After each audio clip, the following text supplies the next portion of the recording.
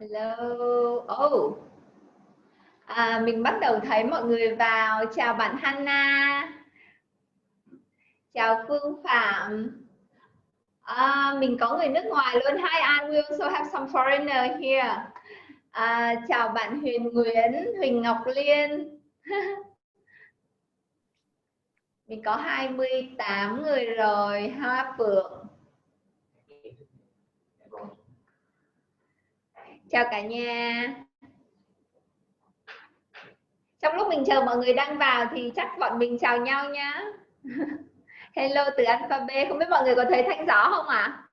Mọi người có thấy Thanh và cô An rõ không? Hello bạn Hoa. It will be in English. Yeah, someone asked like it will be in English, but I'm just saying hello first in Vietnamese. Mọi người ơi, mình sẽ nói bằng tiếng Anh nha. We would speak in English, but just in case like you would need some the speaker to slow down a bit, or you want to ask your question in Vietnamese, just raise in the comment. Bạn Tuấn Hồng nói là mình không nghe thấy giọng của Thanh. Cho Thanh hỏi là mọi người khác có nghe thấy giọng của Thanh không? Can others hear myself well?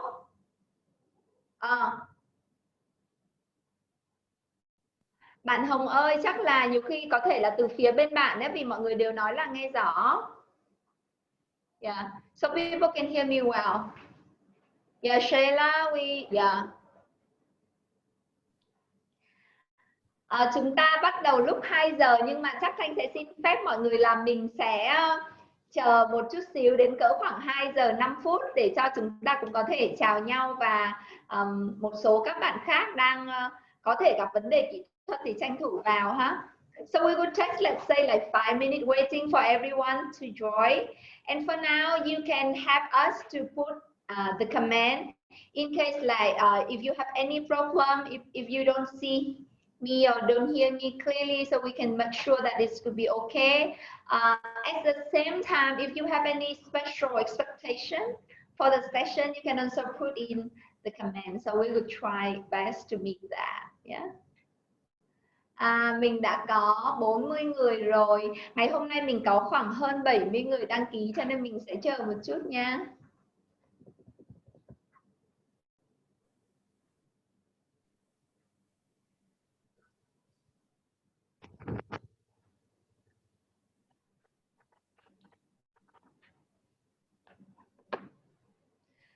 Đầu giờ chiều không biết mọi người có buồn ngủ không?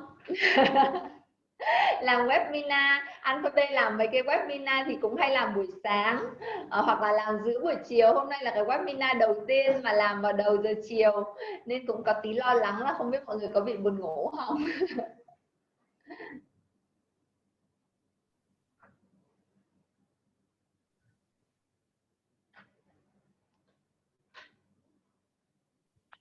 Yes, we have 41 people so far.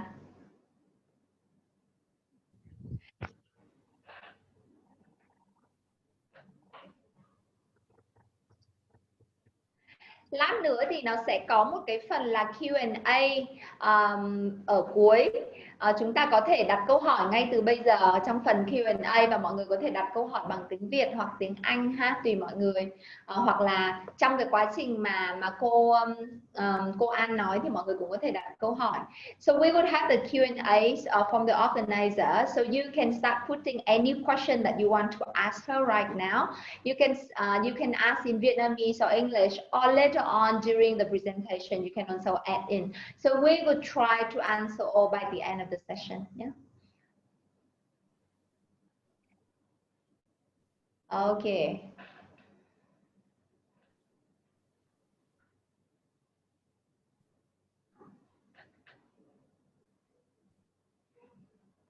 What time is it? Yeah, it's 22.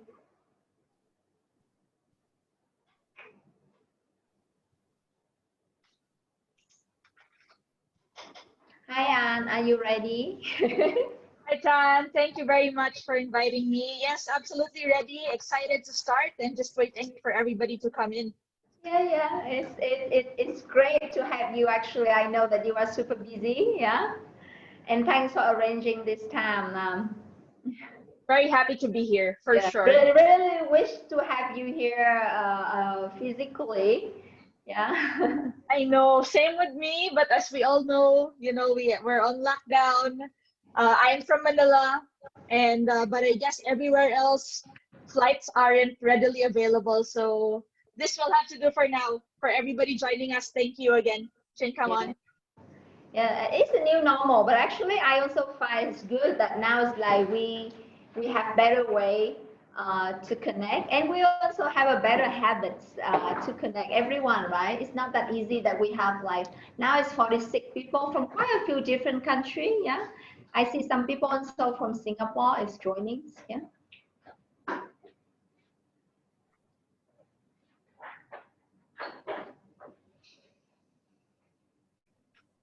Chào bạn Thu Dung, mình mới thấy có bạn Dung này, bạn Diễm Trinh Hồ, bạn Phan Bảo, bạn Phan Cẩm Bảo. Xin lỗi mọi người, tên của mình không có dấu ấy, Thanh đang cố đoán tên. Có bạn An Nguyễn này, chị Hoài Đức.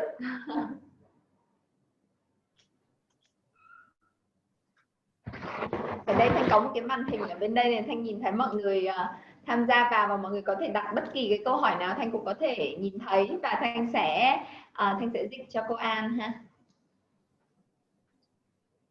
1 phút nữa rồi mình start nha, đúng 2 giờ 5 mình start.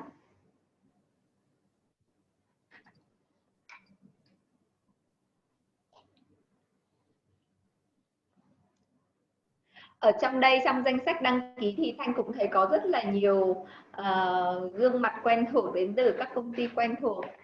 Hy vọng là chúng ta cũng đã được gặp nhau ở ngoài đời nhiều rồi. Và sắp tới thì ngày 22 tháng 10 Alphabet cũng có một cái event là Việt Nam Best Place to Work Summit. Hy vọng là cũng lại được gặp mọi người một lần nữa trong sự kiện đó. Có bạn Nguyễn Thị Thu Huyền này, chào bạn Huyền. Hiền Phạm này. Có phải là Hiền bên MB không em? Hôm qua có bạn Hiền bên MB nói là nhất định em sẽ tham gia. Chào bạn Loan. Rồi bọn mình bắt đầu luôn nhé. Đã 2 giờ 5 rồi. Bây giờ Thanh sẽ chuyển sang nói tiếng Anh nha mọi người. So, hello everyone. Good afternoon. How are you? If you feel healthy and exciting, and just put a number 2 in the comment. Put a number 2 in the comment. Let the way that we are saying hi to everyone. Yeah, welcome everyone to the webinar Finding Leader from Within, organized by Alphabet and Talent Views. It's great to have a very diversified group this afternoon. Like so far, we have like more than 50 HR professionals in the room. We are not here together physically, but I can feel like we are all here with a lot of hi from everyone, right? So my new way of saying hi online is hi. So let everybody say hi. Hi. Yeah, hi.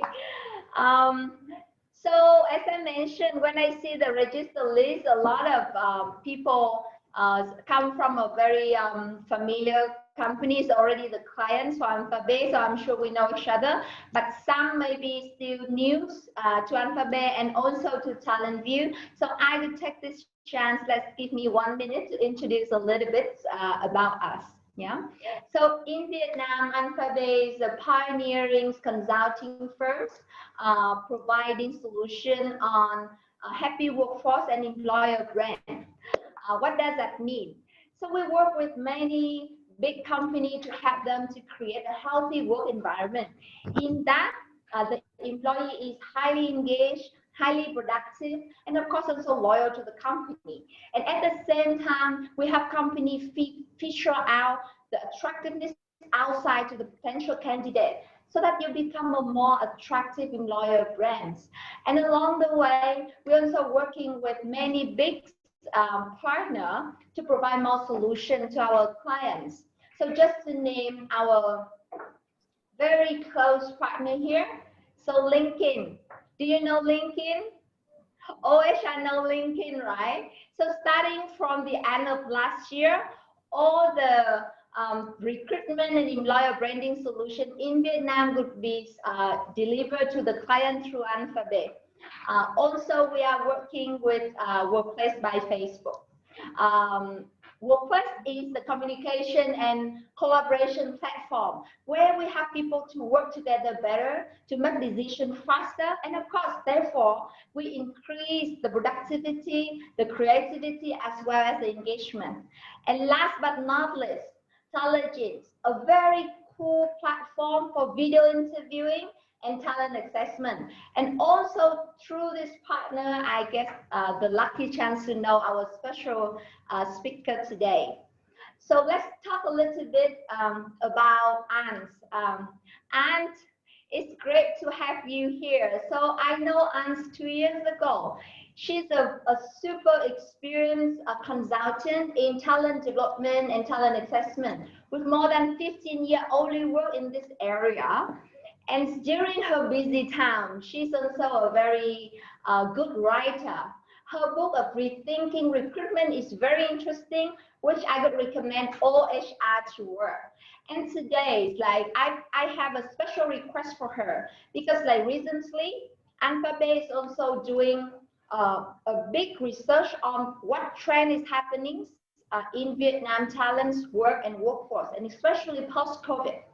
And so what I have been seeing is the result that we have so far is in Vietnam, about 32% of company is experiencing laid off, right? And parallel with that, of course, all the recruitment is freezing.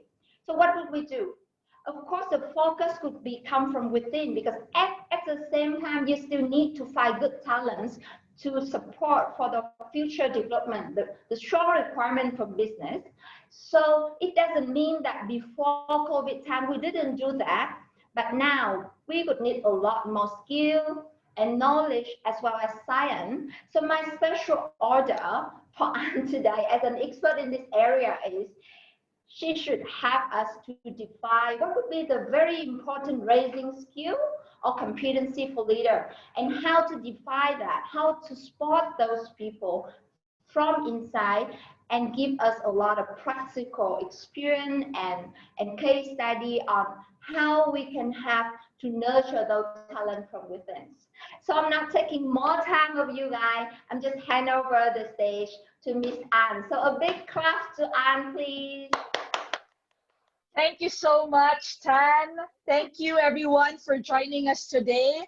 I just want to give a shout out to everybody who's joining us from companies across Vietnam and in Asia. So I'm seeing that we've got people from oil and gas industry here. We've got banking and finance. We've got insurance. And then we've also got people from retail and FMCG, services, and retail. So thank you very much for joining us. Wanted to check, everybody seeing my screen right now? Yes? Yes. All right. So just letting you know that you've got your Zoom tabs. So for those that are first time in Zoom, or maybe you're using your phone to go on Zoom, just wanted to direct your attention to some of the buttons that are important. Tan was saying, raise your hand if you have anything. So at the bottom center, you will have a raise hand button and you have a Q&A button for questions. So let's test that right now. Let's see people raise their hand and we'll try to see if everyone's getting the hang of that raise hand button. All right, awesome. So everybody right into the webinar, right into this session. Yeah. Awesome, thank you so much. So just letting you know also, whatever slides I'm sharing today, you will get a copy. We will give you a copy of that so you can get the full Webinar Wednesday experience. All right, so these resources together with the webinar recording will be shared to you 24 hours after our session. All right, so let's get started. We have a full agenda today for maybe the next 30 minutes. I just want to share my experience in the assessment space, how are companies being helped by TalentView to find leaders, and essentially 3 points in our agenda for today. how to identify leadership potential, how to measure leadership effectiveness, and what competencies are emerging. What do you need to look for in this pandemic if you are going to find the leaders in your company? So please use hashtags, hashtag Webinar Wednesday and hashtag TalentView Learning if you'd like to continue that conversation online as we go along. All right, so the first question I want to ask is for everybody here today. What is your role in your company? So a poll is gonna come up, and just please feel free to share. Are you in talent acquisition? Are you in HR? Are you in training and development? Or are you in a different position? Okay, so we'll give people a few seconds to answer. And while you're answering, please don't forget to get your cup of water, cup of coffee to join for the webinar. Yeah, Tan, I see that you also have your drink always. Yeah, thanks for reminding. Of course, absolutely. All right, so let's end that poll and see the results for everyone. Okay, so we have about 1/3, 33% of our audience today is in a general HR role, or maybe you're doing everything, so you just selected HR. We have 23% in training and development and 10% in talent acquisition. So the rest are probably in some mixed roles. Maybe you're in a managerial, supervisory role. But whatever the case is, I want to say thank you for joining us today. So I'm going to jump into my next question before I share my slides. My question to you, do you have a management training or leadership program in your company? Please answer the poll and just let us know if you have one. Yes, we have a leadership program. Or maybe option 2, yes, we have it, but we have to develop it further. And it could be also answer number 3. This is your first time to hear about leadership program. You don't have it yet in your company. So we're seeing the numbers rising. Very interesting numbers. All right, so we're gonna end this poll. Okay, 41% of you said you already have a leadership program. So congratulations, that's absolutely good. And 32% said, yes, we have one, but we know we need to develop it further. And essentially this webinar, I hope, will help you to enhance and improve that entire program. And for the 26% who said, we're still preparing it, we don't have a program yet, this webinar is also for you. All right, so let's jump into it. I want to start with a quote from leadership guru, leadership author John Maxwell, when he said, a leader who produces other leaders multiplies their influences. This is very true. In fact, studies show that people don't leave their companies, they leave their managers, they leave their leaders. We all know this. Tan's nodding her head because I'm sure she's also read the research here. And leadership is even more important now in this now normal, in this pandemic. If you have great leaders, the company can probably navigate and improve their situation. But if the leaders themselves aren't showing a good example, it's going to be very hard for companies to hurdle this challenge and this current crisis. Okay, so jumping straight into our agenda today, how to identify leadership potential. In TalentView, we follow this model, which is align, assess, and accelerate. The very first thing you need to ask as an HR leader, for everyone here that's in a people leadership capacity, what does your company need? What is your company going to do? Are you still expanding right now? Are you trying to sell your products, trying to sell your services? What does the company need? And then you have to ask the question for your talent, what are you great at? What is your talent great at, so that you can get a benchmark? And then you assess. You have to find out what the people love to do, what energizes them to go to work every day. And then you have to ask them their dream.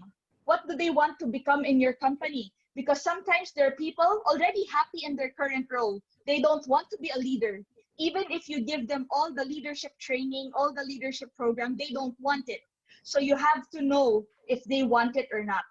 And if they do want it, if they want to become a leader, then you accelerate. You accelerate the program for them. That is what a leadership program is there to do. It is important for you to understand how can they become better to achieve their goal. So you understand the company goal, understand the goal of the person, and then try to meet the gap or bridge that gap through your leadership program. Okay? And the way we do that is through 6 key steps, which we call the leadership pipeline builder. The very first one is goal setting. I'll talk about this in more detail, but the very first one is goal setting. So understanding the goals and then communicating that to your talent, communicating that to your people and your employees. And then, of course, you need to do a strengths and gaps assessment. You have to find out what are they strong at, what do they need to develop, right? And then after that, you interview them and provide them feedback, because sometimes there are people that have unrealistic expectation. They want to be a manager in 1 year, but when you look at their skills, they're not yet ready.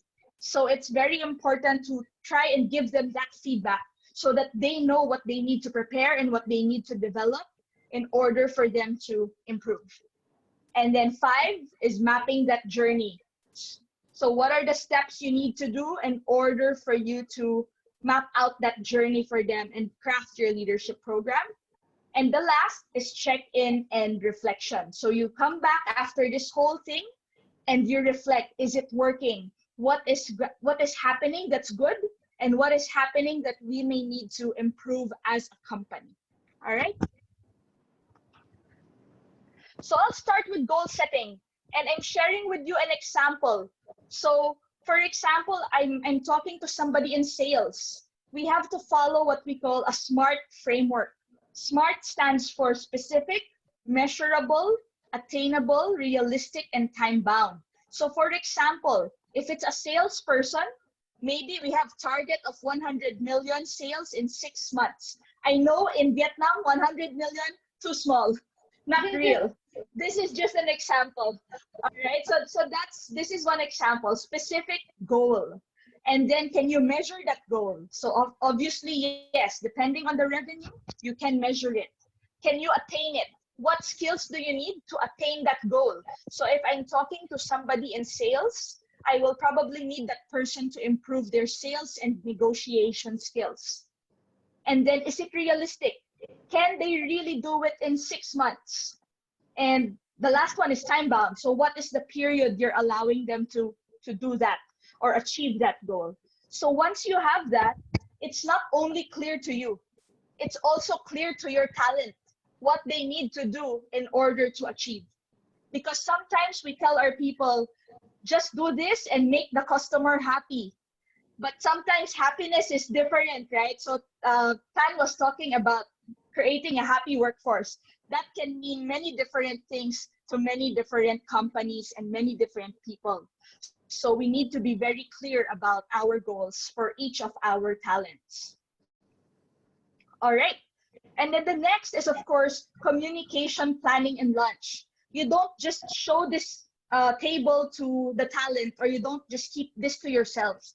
You have to share this so that the whole organization knows who your management trainees are, who your leaders are. You have to communicate to them, why are we doing this program? Why is this program important? Will this adjust my target?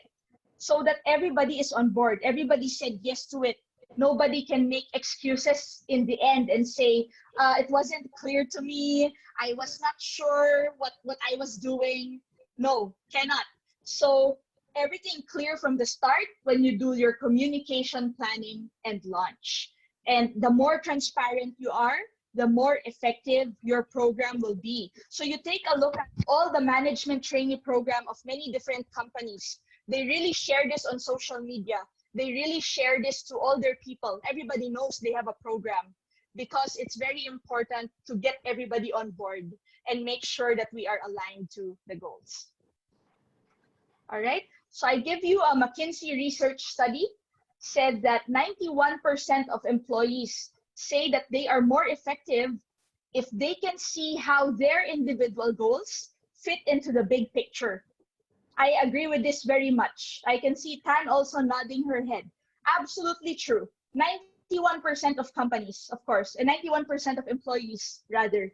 Of course, if you know your goals and you know your contribution to the bigger company, you feel more connected to the goal. You want to achieve it. You want to be able to complete it, right? The next one is assessing strengths and development gaps. So again, this is an example.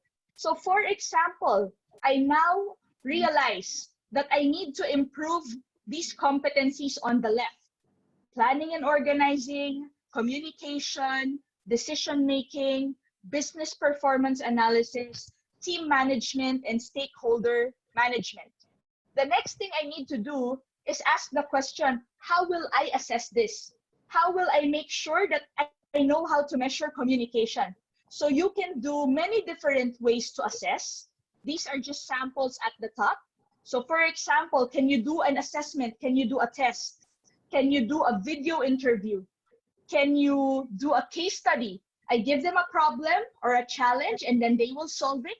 And I will see if they have the right decision making, if they can manage their team. I will be able to see these competencies come out. What if I let them do a one-on-one presentation with a director? I will be able to see how well they perform on stakeholder management or how well they do on planning. So you have to think about what assessment strategy you will have to measure the competencies you want to see in your leaders. So identify the competencies and then figure out what will your strategy be for assessment. All right? And I'm sharing with you the Talligent Competency Framework. Earlier, Tan introduced me and mentioned that TalentView is their partner. And in terms of assessment, we are partnered with a platform called Talligent.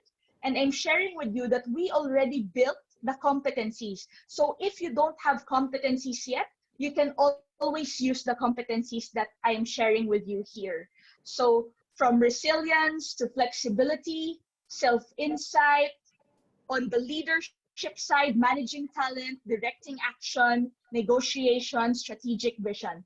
So there are over, I believe, 27 competencies that you can choose from, and you can put that together, mix and match, depending on what your company needs.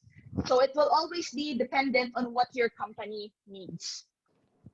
Okay, so we also, aside from those competencies, have built it inside a platform, an online platform, so that you can readily test people. You can test them today if you wanted to. And immediately in 1 minute, you get all the results.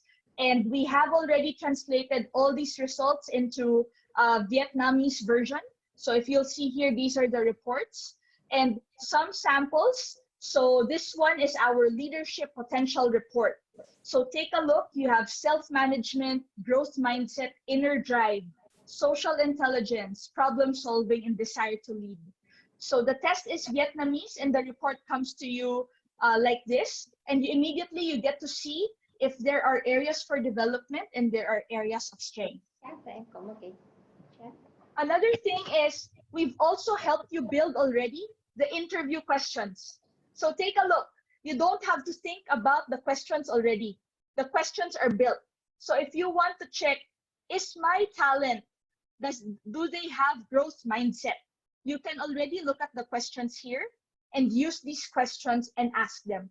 So we have structured the questions to be competency-based or behavior-based. So this allows you to really uncover the competencies that are important for specific roles and for your leadership. Another thing we've done is development tips. So what if your talent did not meet the cutoff, did not meet the score? How can you help them to develop? We've already mapped that here. So for example, we give a tip for self-management. If you are dealing with a disgruntled stakeholder, what is the best response that fulfills your objective? So just giving advice to the talents on how to develop across specific competencies is already in the report. You get this 1 minute after somebody takes the assessment. All right? And when we look at the research, this is what's coming up. there are 6 intelligences that drive smart leadership. And I'll go through them one by one. Some of this may be important to your company. Some of it not that important, and that's okay. But it's nice for you to get the research and try to connect that to what your company needs right now. Okay, so the first is learning agility. Passion for learning, always being open to new things, to innovation, and being able to communicate the vision of the company. So how agile? We hear this a lot. Agility is a big, big word, right? We hear this a lot. What are the things that people need to be more open to? So learning agility is one. Second is contextual intelligence. Hard to say, but contextual intelligence means you're open to different perspectives.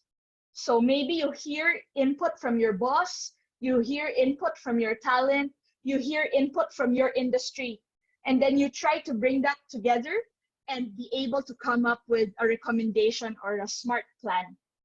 So contextual intelligence, I think at this point, very important because the environment is changing very fast.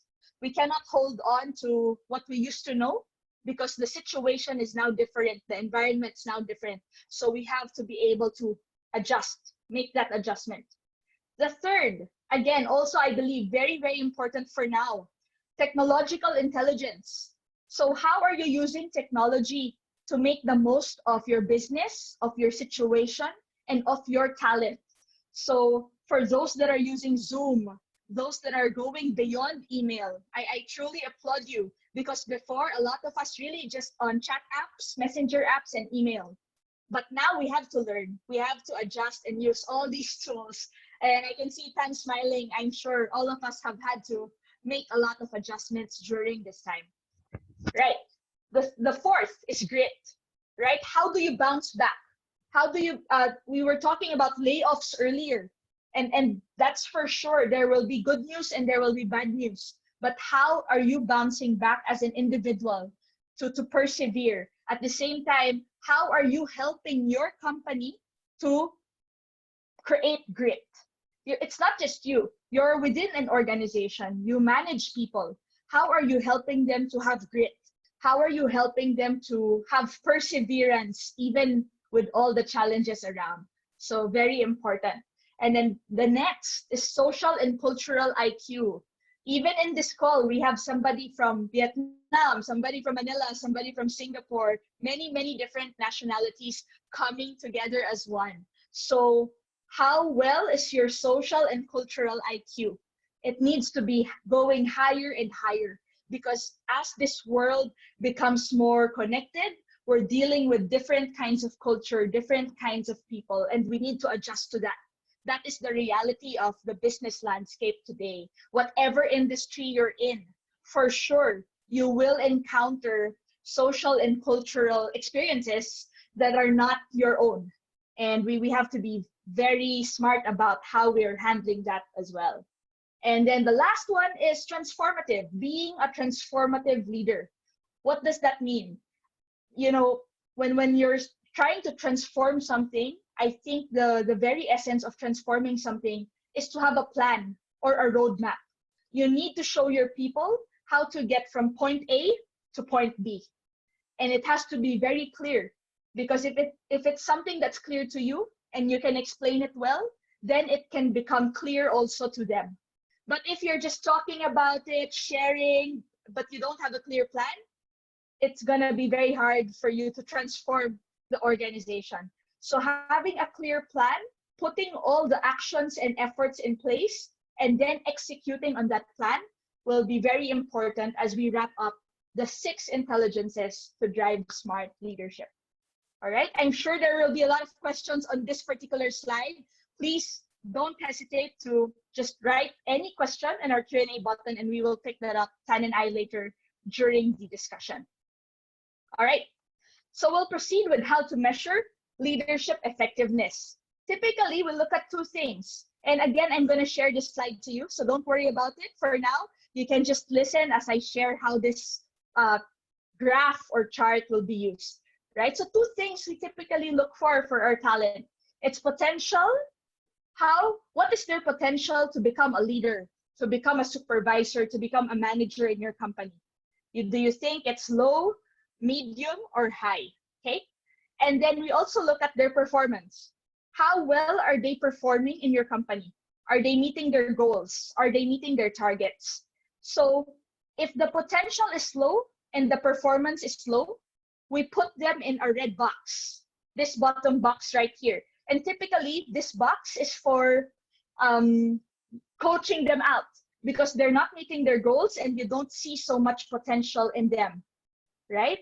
And then there's people with moderate performance, moderate potential, but maybe low performance or moderate performance. There may be people with high performance, but low potential.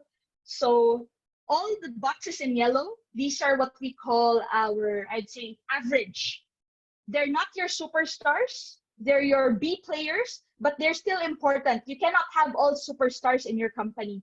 That is unrealistic. And also, I think there's too much ego if everyone's a superstar, right? So you want to balance that out. And these are your key players, the ones in yellow, right?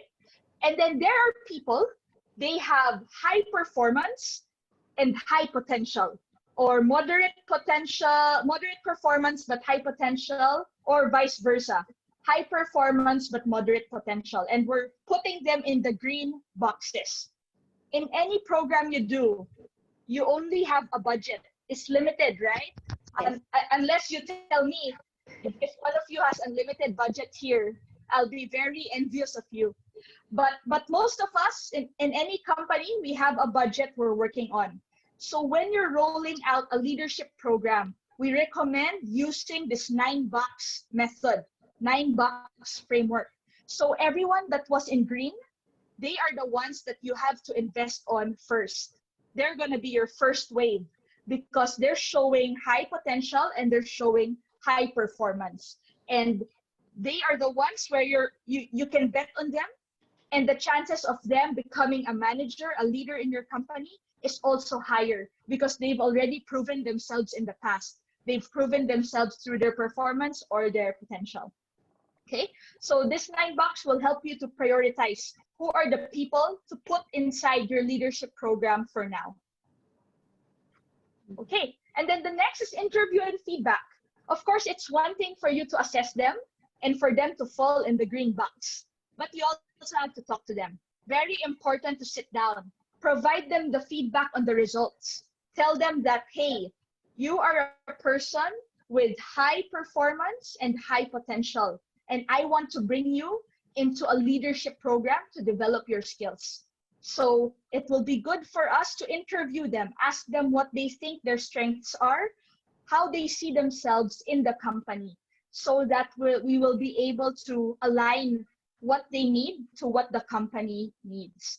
So very important for us to understand this on 2 levels, on the individual level and also the results per group. So maybe you have a group report for sales, a group report for finance, a group report for marketing.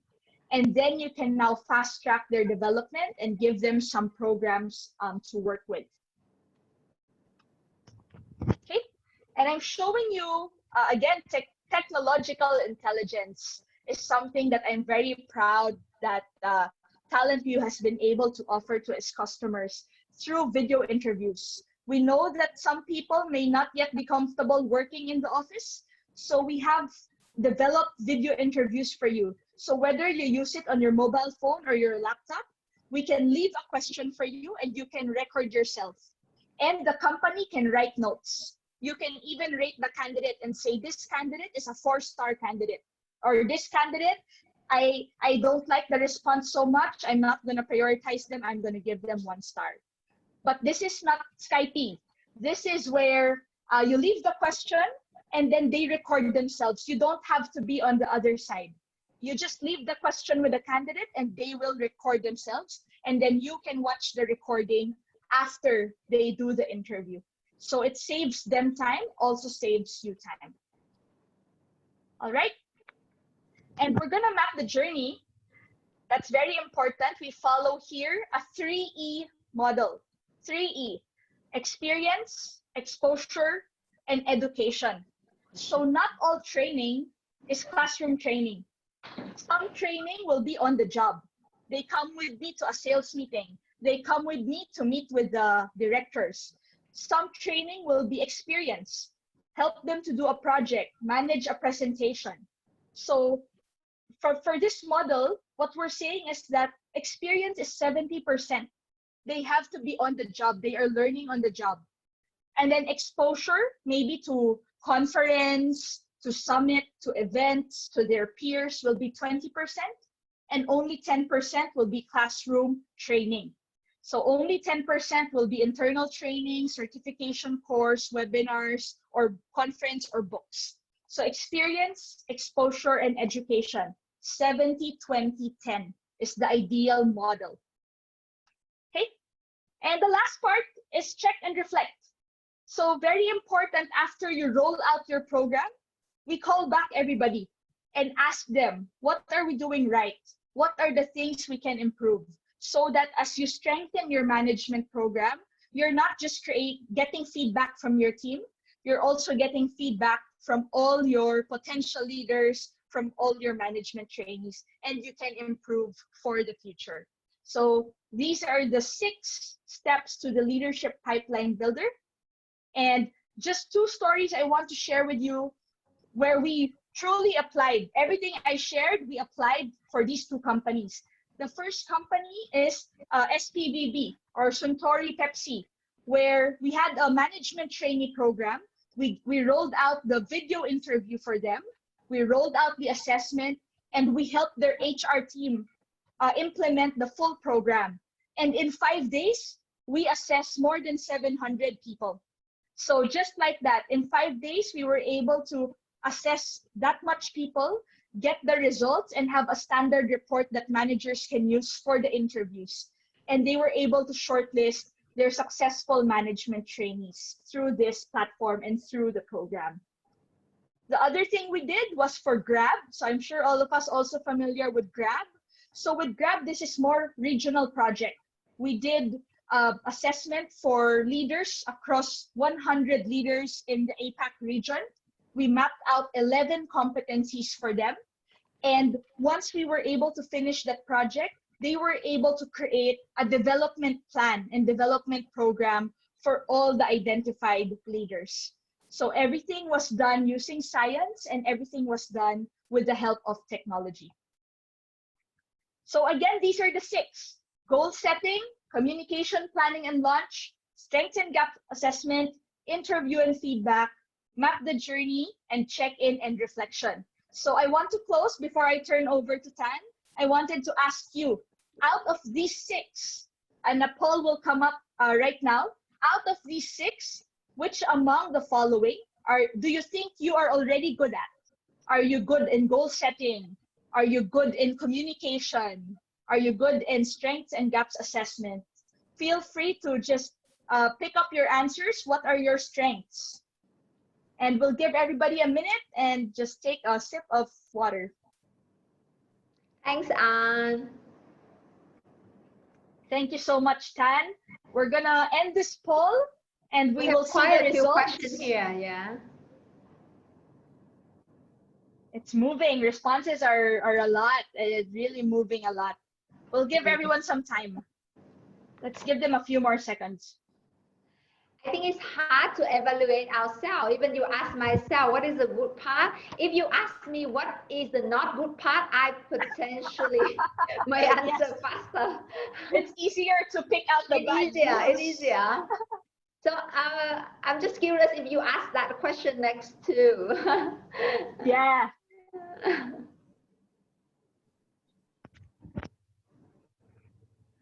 So let's all see right. now. Oh, okay. So here are the results. Everybody seems to answer that they are really good at communication and planning, goal setting, and interview and feedback. So these are our top 3. And on our bottom 3 is strength and gap assessment, mapping the journey, and check-in and reflection. So really good to see this, everyone. I'm happy to see that we are really communicating to our teams the importance of finding the right leaders and finding them from within the company. So Tan, I'm sure there's a lot of questions coming through. Over to you. Thank you again, everybody, and I'll wait to respond to your questions. Yeah, thanks, Anne. Actually, in what you are sharing, there's quite a few important framework, and if I'm sure that some framework may sound familiar to us, but when we go into detail, that's when both the challenge and the opportunities arise. So I've already seen some question that already going to the execution of each of the part in the detailed framework. And I myself also have quite a few questions here. So let me read some question and then I would ask you. Okay, so let's look at the question here. Okay, the first question here is like you mentioned amongst the six competency, the six leadership intelligence, you mentioned transformative. So there's a question here from Mr. Tuấn Nguyen, like, does that mean, do you mean that is the team motivation with plan? Can you elaborate that more? Yeah. Well, absolutely. Thank you very much for that question. Yes, there's a lot riding on managing the team.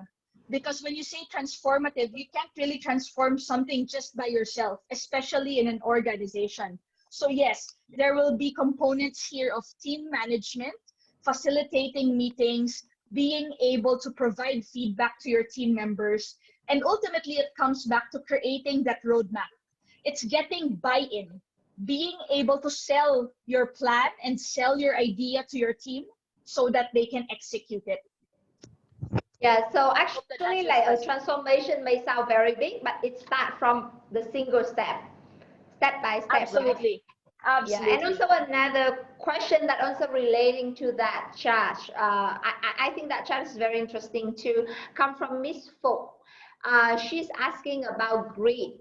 You mentioned that greed is a very important new competency for the future. So the question is, what is greed? And a more important question is how to identify it in the top talent of the company. Yeah. Just for your information, greed in Vietnamese, tiếng Việt đó là mình sẽ dịch greed là cái sự vững tâm bền chí. Và đây là Thanh cũng đang đọc rất là nhiều sách về greed và cũng thấy rất là hay khi mà Talegin trong những cái competency mới của họ cũng đưa cái grit vào. Cái grit nó cũng là một cái thuật ngữ mới thôi, và tiếng Việt nó có rất là nhiều tầng nghĩa, nó là cái sự kiên định, kiên trì, vững tâm, bền chí. Và Thanh cũng rất là thích câu hỏi này của chị Phụng là làm sao để giúp cho chúng ta hiểu hơn về cái năng lực này, và quan trọng hơn là thì tóm lại làm sao để đo được.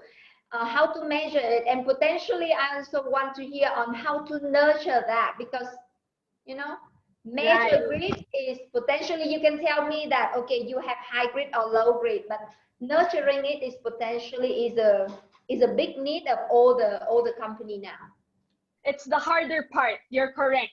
You know, it's easy to define grit, but it's harder to nurture it in the organization. So when we say grit, we're talking about the research of leadership author Angela Duckworth. So it talks about passion and sustained persistence. Sustained persistence, it means over time you just really are powering through to achieve your goals.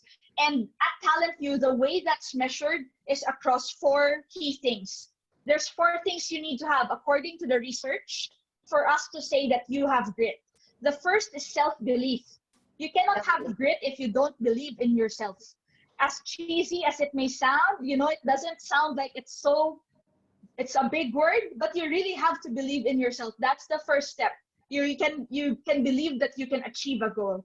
The second is self-control, because sometimes in our pursuit for the long-term goals, it's hard for us to really discipline ourselves. So we have to have that self-control and discipline within us to be able to power through and to persist. And then the third is problem analysis. So looking at problems and being able to see how you can solve them or how you can overcome these problems. And the fourth is essentially persistence. Just when faced with every challenge, you just power through, you push forward, and you just rise up to the occasion and try to deliver as best as you can. So that's grit.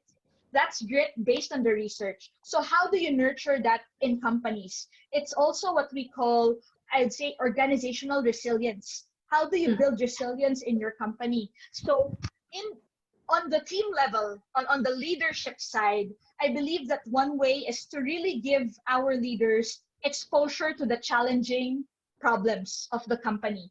So I hear this a lot in organizations, and as a way to motivate others. If you want to be a leader, don't act in the future. Act today as if you're already a manager. Act today as if you're already a supervisor. And most likely, you will be seen as one because you're already acting the part, behaving the part. So I guess it's the same when we're developing grit. We cannot say that when somebody becomes a manager, that's the only time I will give them a challenge. It has to happen right now. You have to create experiences in your company that give a challenge to people, that help them to grow.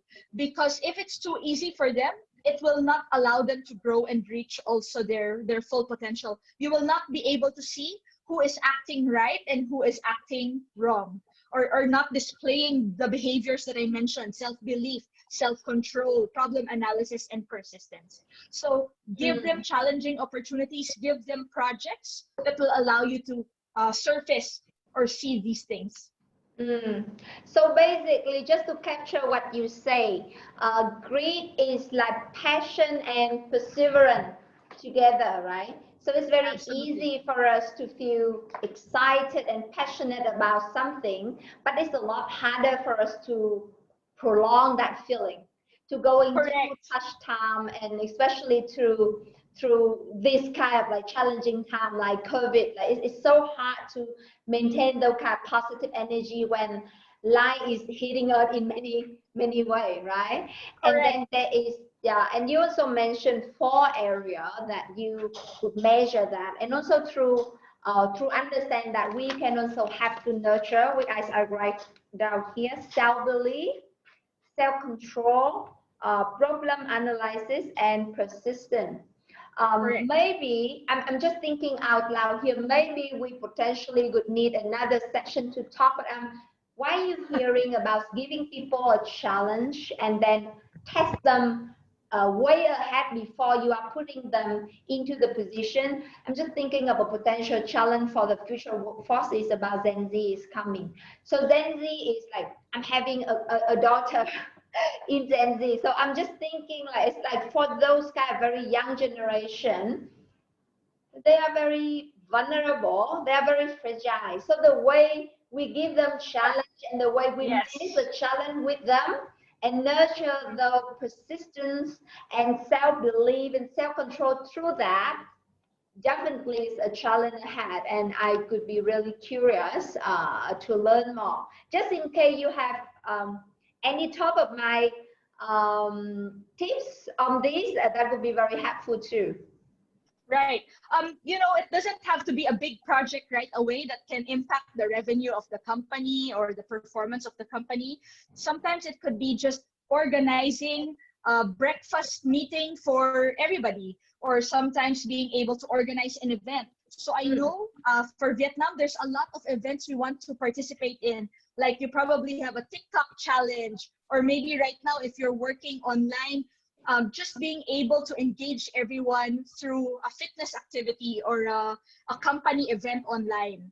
So let your millennials, let your Gen Z lead those projects. Besides, they're more tech savvy than all of us. They will love to handle those projects, but at the same time, they will experience that challenge. And you're right, every generation will have its own way of handling it or sharing how they exhibit grit. But at the end of the day, the organization, the part that we play is, number one, providing the experiences, but also, and this is my challenge for everybody listening today, is also to show grit ourselves. Because sometimes all of us, we're looking for grit in our managers. We're looking for grit in our leaders. But when we look at ourselves, we don't have enough grit. We don't believe that we can do it. So it has to start from us. There's a big example that we need to play in our HR community. And if you do that, I think it's also easier to communicate to your leaders why we need to measure and assess for grit. Yeah. And going just to catch and also build on your point about working with the new generation is that we give them a challenge. We can be a challenge level to their current capability, but make it interesting for them as an experience. So that would have to trigger the willingness for that too, right? Absolutely. Okay, so let me go to the next question. We have quite a few questions here. I see another question from, I think, Miss Serin, yeah? She asked, I hear that you would tell employees that they are high potential, but that rating could change. And sometimes it gets into their head. So we have stopped. And what is your thought on this? So basically, she's talking about your chart of performance and potential, right? Current, yeah. Thank you, Serene, for that question. And yes, that is so true. It can really get into people's heads if you tell them that you have high leadership potential and we want to improve and help you to develop. And I think one thing that's been very helpful, the way that we're working with companies, is number one, we always put a time period to it. We really tell talents that this assessment is for your last 12 months. And as we develop you, they also have to do their part, and we tell them that you will be assessed again in 3 months. You will be assessed again in 6 months. So as we're giving them challenges, we're also giving them opportunities to continue or be consistent with their leadership behaviors and to display these leadership behaviors.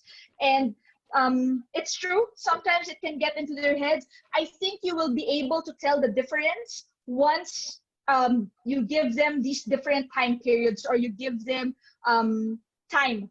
I would say that, like, first 6 months, let's expose them to projects that are, say, finance related. Next 6 months, let's give them projects that are sales related, just for example. And then you will see who is serious about it and who are the ones that, it's gotten to their head.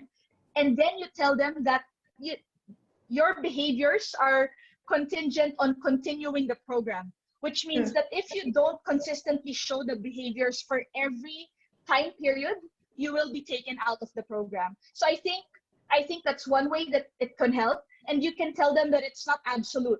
It doesn't mean that we already identified you in this program, that we cannot take you out. There will always be assessment points. It's like in a game, right? So when you're playing a game, first level 1, and then before you get to level 2, you have to pass through a challenge to prove that you are worthy of level 2.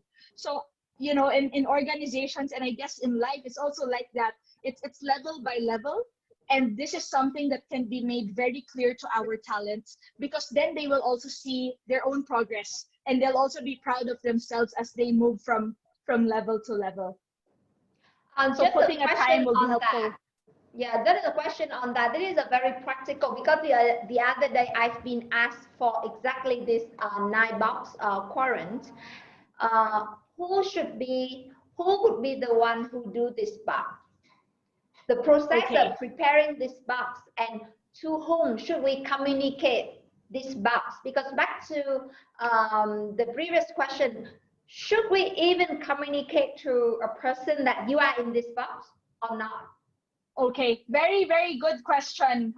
Because sometimes that's where the challenge comes in, right? So who should be doing the box? I would say that the person who knows the talent the most, the manager, is the one that should help HR to put the box together. So HR will facilitate the entire 9-box, but they will have to be talking to maybe 20 different managers to get the input and fill in who is in what box. Are they in the box red, box yellow, or box green? So that's the first. And then when we present to the talent, we don't tell them that they're part of the red box. We simply tell them the feedback for their own results. I think at this point, and this is something that we experience a lot working with companies, talent will feel important if we're transparent to them. So they don't need to see that they are at 75% versus other people in the company, but just tell them what are their Where they strengths are. Yeah. and what are the areas they need to develop. Absolutely. Just tell them where they are and what that means for them. What does it mean for them to be in a green box? That means that they will have to go through a more rigorous leadership program because they've been identified as a potential leader in the company. So you don't have to show them the entire box. But for HR, you have to keep this box close to you. This is important because this is your talent pool. If somebody resigns, let's say your director of operations resigns, you now have a pipeline or a pool where you can choose from. Of course, you're not going to pick the people from the red box. The first people you pick are from your green box. And if you have that model with you and you know the people who are in the boxes, it's easy for you to recommend. And so you also become a partner of the business. The CEO will come to you and say, HR head, can you let me know who's your recommendation because this person is leaving?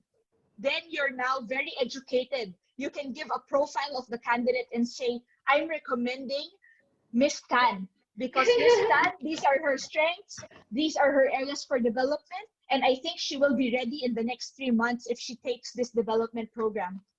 So you become a very valuable partner of the business if you're able to present like that. Yeah, we have several other questions here, so let me read for you. I have a painful experience. This is come from Miss An Nguyen.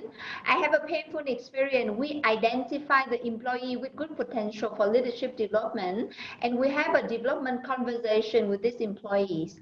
Yet, only within a year since this employee was admitted to the leadership development program, he left the company. So, is there any experience in detecting the early sign so that we can prevent this loss? Right. I'm very So sorry for that loss. The measurement is not only about the potential, but the question is about, is there any way that we can measure the potential to leave? Yes, Yeah. of course. That's a very tricky question, but thank you for that. I'll try to answer as best as I can, right? Of course, there's a lot of factors why people leave. It's not just your leadership program. So don't think that it's because of that. Of course, it's sad to see that person go, but we'll also have to consider how is your company competing with other competitors in the market, not just for the money, but the experience you provide to all your employees.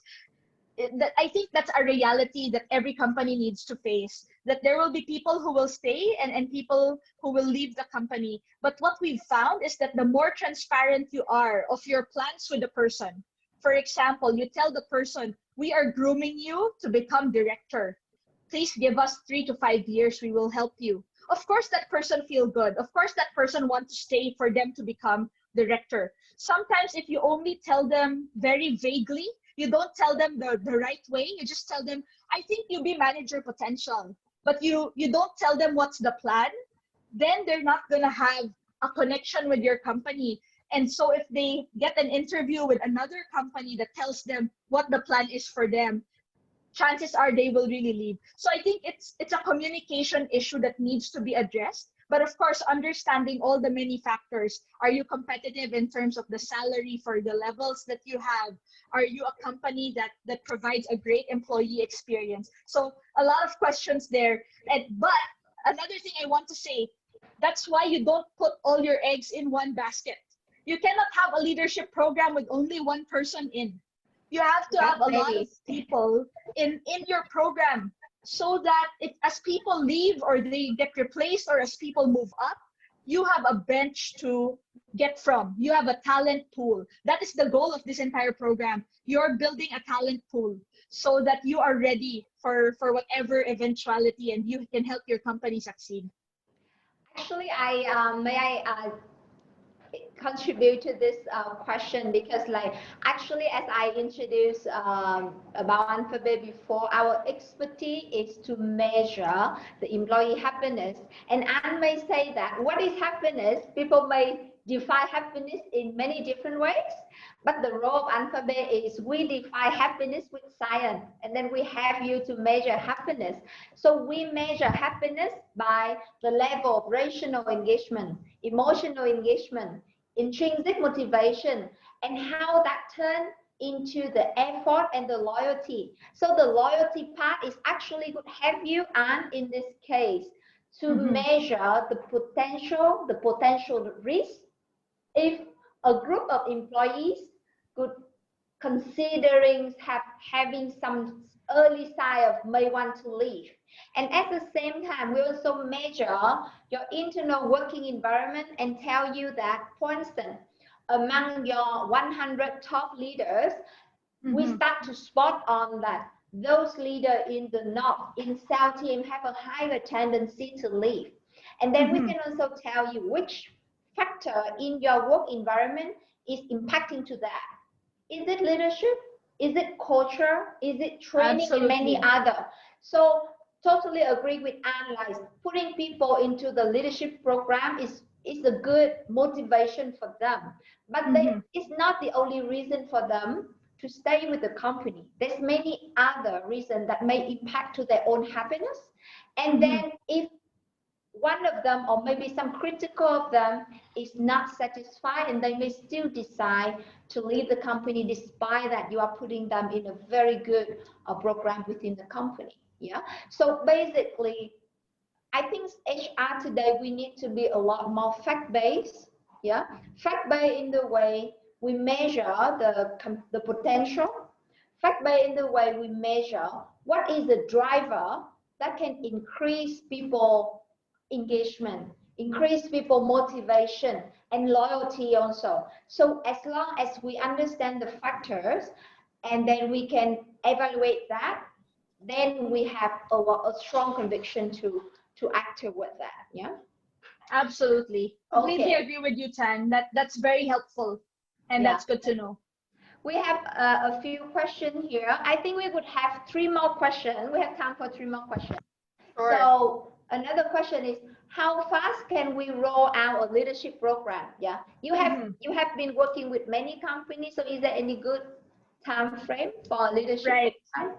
Yeah, so and potentially it could be different among industry or level, etc. Yeah, right. So typically 1 to 2 months would be realistic to lay down a leadership program design across the 6 factors that I shared with you earlier. Of course, it will also depend on how important this sits in your priority. If you're a company that's looking to aggressively grow, meaning you're adding branches, you're adding offices, you're adding people to your company, I would say that this is something you have to prioritize. And that's something that if you really wanted to fast track, you can do in a month.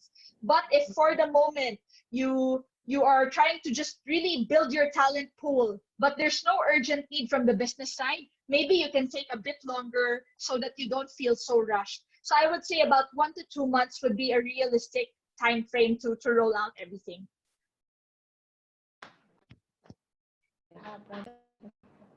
Okay, I have another one that is on behalf of one of the clients which I will not name here. So basically, the other day I was in their strategic meeting, and then in the strategic meeting they are talking a lot about how to define the new competency in order to support for the new business strategy. So assuming that not anyone would be able to work with Talagene, right? Or for many reasons, they may not choose Talagene, but the need of defining the competency is still there.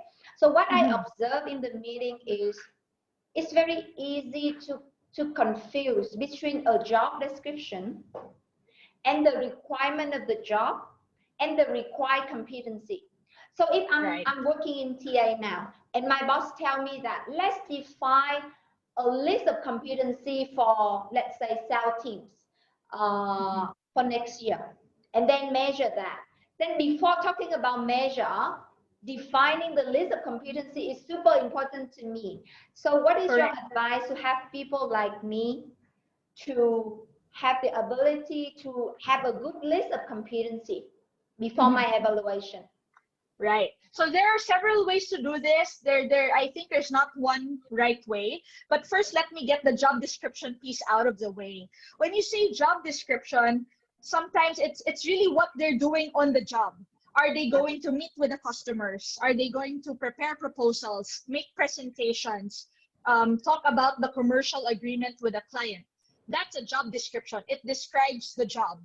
And sometimes job qualifications, so on coupled with the job description, job qualifications, this can be, I would say, your minimum requirements. Should they be graduate of this university? What course should they graduate from? Or should they have already 10 years work experience, maybe working in sales?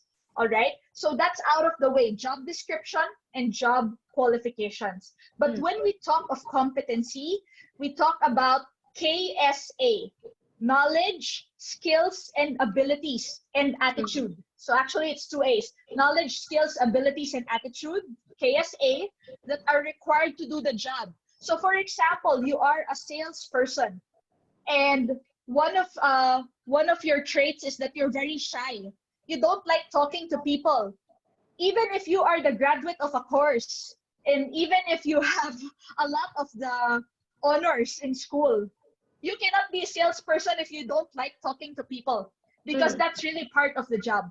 So competencies are what we call make or break, knowledge, skills, and abilities. What do you need to know, and what kind of personality traits you need to have in order for you to succeed on the job. All right, so having said that, how do you define? One way that you can define, the very easy one, I'll start with the easy one first, right? Is just go through the research. For most of the roles, for example, with Talogent as well, we already have the research for the common roles, just the common roles.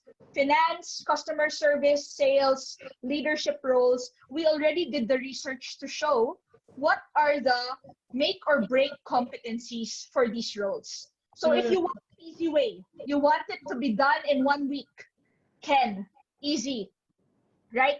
The other way to do it is, this is the long way, but I would say also good to put together the first method and this second method. The second method is to look at your star performers.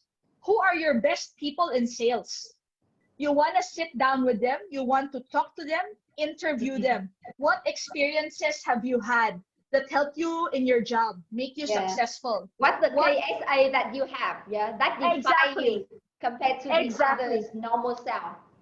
That's the one. Look for your star players. I'm sure you have them. There are people that your CEO will say, this person very good at their job. This person always meeting the target. Talk to them, sit down with them. So if you have that, you will be able to identify these competencies. And I would say that if you put the two methods together, that's the third method. It's even more powerful because you're already putting the research and customizing for your own organization. You will come up with the most accurate way to define the competencies because you already have these two methods together. Yeah. So I would say those are the ways to do it.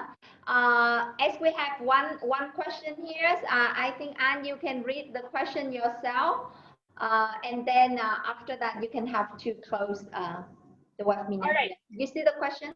Yeah. Right. What are non-negotiable competency? Okay. Yeah. Non-negotiable. If they don't have it, they cannot do the job. So let's take a look at another example in IT. For example, it's programming skills like maybe Java. Java is a programming language. If they don't have Java, they cannot do the job. So it's non-negotiable. When you hire the person, they must know how to use the programming language Java. So if we're also talking about maybe finance, you need somebody who has accounting skills. If they don't have accounting skills, they cannot be in your finance team. That's non-negotiable. It's what the other term is, make or break. It will break the role. It will break them if they don't have it. Yeah. So basically, like whenever we define the list, we should like a certain role or a certain job family may have a list of different competency, and then you have to define the non-negotiable and the make and break. And then exactly what next is nice to have or like advanced, or how usually you group it? Absolutely. So nice to have is that second layer. So you have non-negotiable or make or break, and then you have nice to have, meaning it's nice if your finance person also knows how to do, I would say, tax analysis, but it's not required. You can teach them that, or you can have another person do the taxation analysis. The non-negotiable or the make or break will be accounting skills. Yeah. Yeah. So as I think our time is finished, I know that you're very busy. You only have time for us until 3. So maybe you can say some last words to say bye-bye to everyone. Yeah, some Absolutely. conclusion note. So I do have some closing slides, but before that, I guess the message that I have for everyone is that when we're looking at finding leaders within, there are steps and tips that we can do. And if you do them, it will help you to build that program faster, and also be a leader yourself. If you want to see leaders in your company, the first person that should be a leader is yourself. So with that, I wanted to close out the webinar by again telling everybody here that we will give you a copy of the webinar recording and presentation slides. We're also sharing the feedback now. So there will be a poll right now that's coming up. We will truly appreciate if you can tell us how we did, what we did right, what we can improve, so that for the next webinar Wednesdays that we're gonna have, we can also improve our process. We will truly, truly appreciate it. And thank you again so much. As you're answering the feedback, so I'll give you time for that, maybe a few seconds. Thanks, Anne, for your great time, and I think it's a lot of useful information here. Mọi người ơi, mọi người sẽ cho An và Thanh một vài feedback để xem là những cái hoạt động giống như thế này mình có thể mình đã làm tốt cái gì, mình có thể cải thiện thêm cái gì ha. Cái bài này thì Alphabet và TalentView sẽ chia sẻ lại cho mọi người bản recording sau 24 giờ nữa. Right, and then Tan, sorry, we'll just move on to the next slide. So as people are answering feedback, we'll wrap up with a few slides. So I just want to invite everyone. I do have a Udemy course that is up on Udemy. There is a discount now, so please feel free to visit Udemy and take this course on becoming a world-class employer brand professional. And then if you want to connect with us, please help us to continue this conversation. And I'm sharing with you now the links. So please follow us at talentview.asia, TalentView Inc. for our LinkedIn page, or email us at learning@talentview.asia. And of course, for Anphabi, please also help us to continue this conversation by visiting their website, anphabi.com, following them on LinkedIn, anphabi.com, or contacting Angyang at anphabi.com. And finally, that's a lot. Finally, my QR code. Please feel free to connect with me on LinkedIn. I know you are all connected to Tan, so I'd love to connect with you as well. Just point your camera to this QR code, and it will automatically lead to us being connected on LinkedIn. So I think, Tan, that's on my end. Again, I want to say a very massive thank you to everyone that's put this together. Thank you to the Anphabi team. TalentView is very grateful for having this webinar Wednesday with you. Chin, come on. Thank you. Thank you, and bye-bye everyone. Have a great afternoon. Thank you.